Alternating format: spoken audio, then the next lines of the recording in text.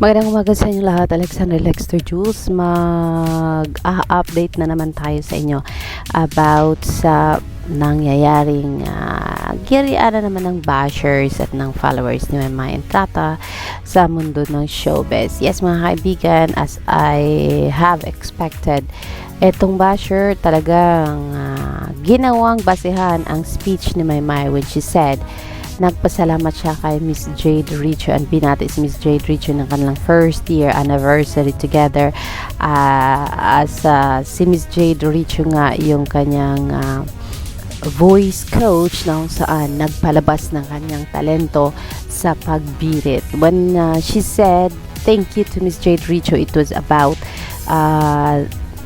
doon kasi niya nalaman na ang pagbirit ay hindi lang pasigaw kundi may mga technique yan. And so, she was right. It is indeed, isang taon pa lang niya nalaman na ang tamang pagganta ay hindi ito about pagsisigaw lang at hindi ito about something else. It is about how you sing, how you felt the song, and kung paano mo ilabas ang emosyon mo at habang ginagawa mo yun,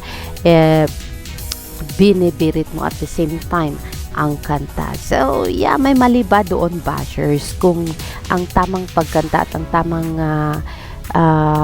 way na buuin mo yung kanta with emotions ay natutunan lamang ni Maymay right after makilala niya si Miss Jade Richo, after niya ma-reach out si Miss Jade Richo, mga bashers.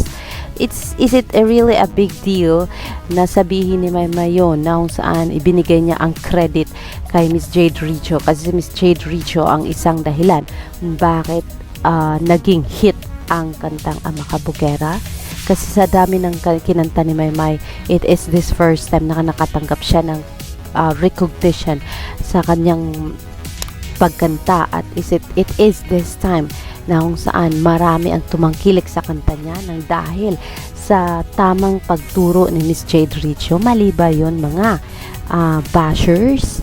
Narito si Mama Entrata at alamin natin ano nga ba ang mga sinabi ni Maymay about Miss Jade Richo. Ito ay ang sinabi niya sa mga reporters right after matanggap ni Maymay ang kanyang award being the Hitmaker of the Year at that very night sa PMPC Awards. Let's go, Maymay.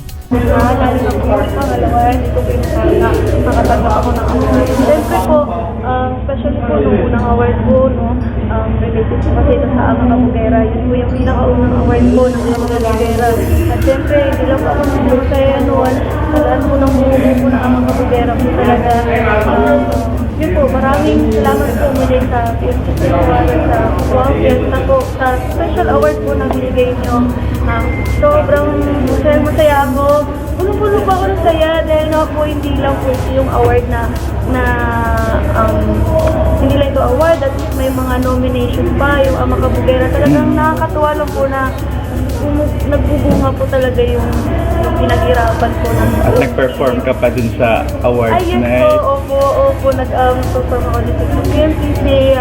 Ginabahan ako, pero okay lang kasi around naman po, opo. Grabe naman po yung support ng Glam Team po. Okay. Kabog.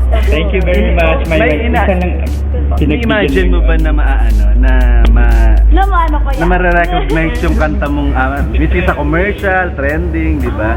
Sa TikTok, di ba? Opo.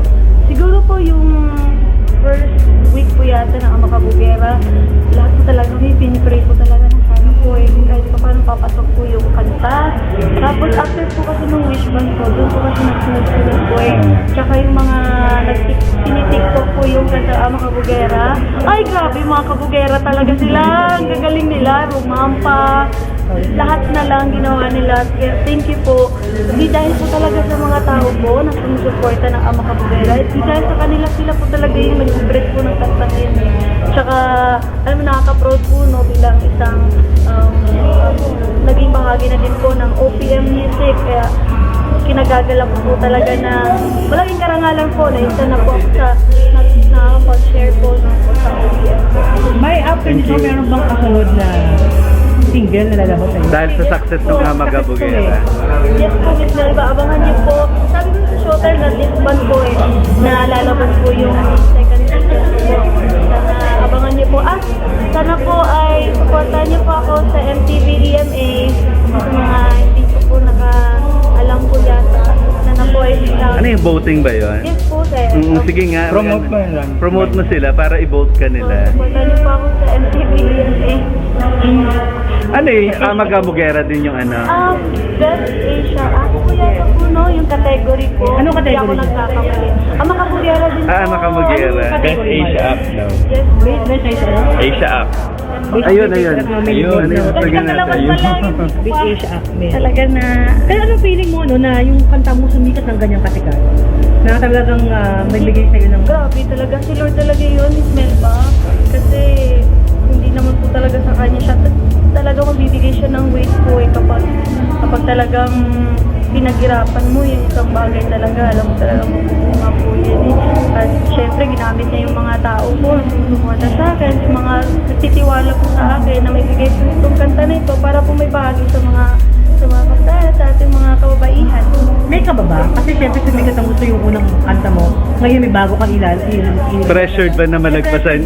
O makabog yung ano? Hindi lang po, lalo na po yung team po talaga ng Starbucks family, sa Rock Okay. Ilang beses po kami nag-listening po talaga kung ano po bibili namin next single po.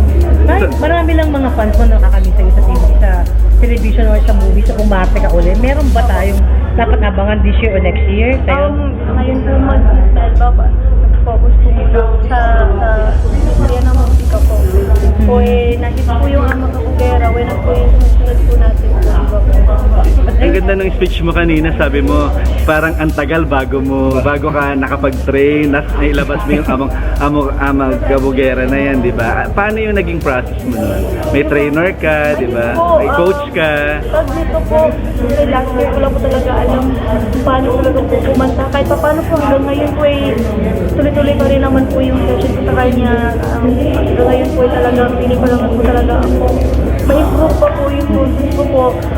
Yun nga, sinabi ko kanina, first anniversary po namin ng voice coach ko, si Jade Richo. Siya po talaga yung nag-push sa akin na mapaganda yung kanta. Pero bago po ako po talaga nag-reach out kay Jade. Okay. Kasi hindi na po pwede siyang matambay. Correct. Question lang ano? Mga kabugera. So di ba natin po pag-gift na? May question lang. Ayan, all bashers. So, sabi niya, last year lang siya natutong kumanta ng tama. Kasi nga, yung iba, patsamba-tsamba lang. Madali namang intindihin yun. Kasi Tagalog naman, hindi naman yun Bisaya, guys. Kaya, napaka-narrow-minded lang ng bashers. At talagang wala nang sila makitang ibabash ka Maymay. Kaya yun ang ginawang itinira kay Maymay para lang magmukhang tanga si Maymay. Guys, nasa inyo na yan kung makinig kayo sa bashers. Basta ang alam ko, naintindihan ko ng tama ang sinabi ni Mary Del Maymay Entrata, and there's nothing wrong with it. Kasi nga, sabi nga niya, yung iba, patsamba-tsamba at pa-cute-cute lang ang ganda niya. Pero yung pagkaintindi talaga niya ng pagkanta ng tama was when she met Miss Jade Richo at nangyari yun nang magkaroon nga siya ng training with Miss Jade Richo. Kaya, I think, klarong-klaro naman yun, and I don't need to elaborate more about that kasi baka mamaya nasobrahan na naman ako ng elaboration at nagkamali pa ako ng sabi. Kaya bahala na kayo dyan. Yun mismo ang sinabi ni Maymay Entrata. Yun po. At saka, dahil sa makabugaya nakapagtagta po ako ng live. At dahil kay Miss Jade yun, dahil sa training po talaga po kahit pa. May, I know you're very happy na with your life. Ano pa maghihiling mo? Kasi alam ko na masaya yung career mo, maganda rin, masaya din ang puso mo. Ano pa love maghihiling mo? Oo. Siguro po, mahilig ko lang po yung consistent po na peace mo ba sa heart ko na kahit anong mangyari sa buhay ko, hindi ako mag-overwhelm or hindi po ako lang yung ulo ko. Lahat po kasi ito talaga sa kanya talaga po lahat. Ayoko lang na sana aabot dun sa point na parang na-overwhelm na ako, parang ayoko. Minsan talaga may hiling ko. At syempre yung kaligtasan ng pamilya ko. At may hiling ko pa sa career ko. Ako po talagang pinag-aaral ko po lahat po ng binibigay sa akin. Acting, kurso ko po, yung singing po, tsaka dancing po, tuloy-tuloy pa rin naman po. Tsaka hanggat may tiwala po sa akin, Tuloy-tuloy lang. tuloy-tuloy. This Christmas ba, you're planning to go back to Canada or uuwi siya dito para Pasko? Secret! Basta po, sa Christmas kasama ko yung family ko po sa Japan. Hayan po konting trivia. Ayaw pa rin sabihin ni Maymay ang mga plans niya with boyfriend, whoever. Kung sino man yan, kasi ayaw kong pangalanan. Kasi sabi naman ng iba, hindi naman to totoo na si Aaron Haskell ay talagang boyfriend niya. Sabi naman ng iba, it is Aaron Haskell. So kung sino man yan, Maymay, na makakasama mo sa Christmas, na si secret na yan, kung ano man ang mga plano ninyo this Christmas, ang maganda lang doon ay uwi ka ng Japan, nakakasama mong pamilya. If either pupunta doon si Secret, so sino man yan, at kung ano man ang mga plano nyo na secret din, ay happy na kami doon. For now, ito muna ang ating last na papakinggan from you. Hindi mo siya kasama ba? Secret! Pero gano'n ka-happy yung puso mo ngayon, Mai? So, masaya po. May smell back. Okay. Thank you. Ganyan na lang last na sa akin. What's something special about him? Why still nandun pa Yung special na lang. Oo, special na lang. Oo. Consistent po, sir. Yan ang sikretong malupit ni Mr. Rumored Boyfriend na hindi natin kilala kasi wala naman talagang whatsoever eh. Kaya ayaw ko lang i-extend po yan. Basta yun na yun. Pero yes, consistency. At may alam tayong mga taong consistent sa buhay ni Maymay na hanggang ngayon ay talagang mahal siya. Yun ay ang glam team niya. Yun ay ang Star Pop family niya, ang ASAP family. They are so consistent in taking good care of Maymay and in giving Maymay opportunities to show her skills and ability, not just in singing but also in dancing. And we are praying that Star Creatives will give her the consistency to give her more projects soon, since this year, and sabi ni Mamay, she is concentrating more on her music career sa showbiz. So let's just hope and pray that next year ay meron na siyang acting project, and sana magiging consistent then from then on ang Star Creatives, Dreamscape, whoever that is, Star Magic, Star Cinema, na bigyan siya ng mga proyekto sa kanyang acting world kung meron man next year. Yan lang po ang ating update. Bashing, they won't stop from here and there.